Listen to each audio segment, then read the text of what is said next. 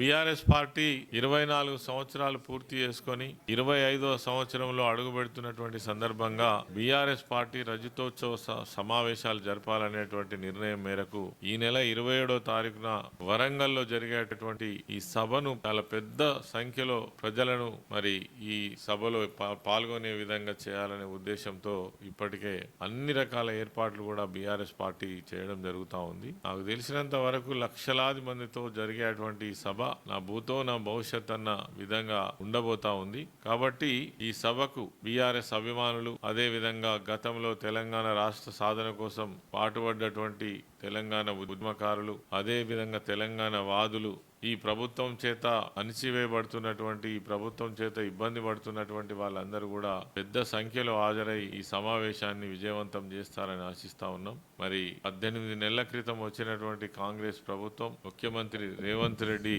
ఆధ్వర్యంలో ఈ రాష్ట్రంలో జరుగుతున్నటువంటి ప్రభుత్వ పరిపాలన విధానం ఏదైతే ఉందో ప్రజలకు వ్యతిరేకంగా, ప్రజా ఆకాంక్షలకు వ్యతిరేకంగా, అదే విధంగా వాళ్ళు ఇచ్చినటువంటి హామీలన్నింటినీ కూడా ఏ ఒక్క హామీని అమలు చేయకుండా ప్రజలను మభ్యపెడుతూ అబద్ధాలు చెబుతూ గడుపుతున్నటువంటి ప్రభుత్వాన్ని మనం చూస్తున్నాం. ఈ ఆవేదన ప్రజల్లో కొట్టొచ్చినట్టుగా కనబడతా ఉంది. రైతులైతే అనేకమైన ఇబ్బందులు ఎదుర్కొంటున్నారు. ఇప్పటికే చాలా ప్రాంతాలలో లక్షలాది ఎకరాలలో పంటలు ఎండిపోవడం కావచ్చు, పండించినటువంటి ధాన్యం సకాలంలో కొనకపోవడం కావచ్చు, సరైనటువంటి ధర రాకపోవడం కావచ్చు. ఆనాడు విమర్శించినట్టుగా ఒక బస్తాకు మీరు కట్ చేస్తున్నారు అని చెప్పినటువంటి విమర్శలు ఏవైతే ఉన్నాయో ఇవాళ 40 కిలోల బస్తాకి 4 కిలోలు కట్ చేస్తున్నటువంటి పరిస్థితి ఇప్పటికి కూడా కంటిన్యూగా కొనసాగుతా ఉన్నది. ఏ విషయంలో చూసినా ఈ ప్రభుత్వం యొక్క వైఫల్యం తీవ్రంగా కొట్టొచ్చినట్టుగా కనబడతా ఉన్నది.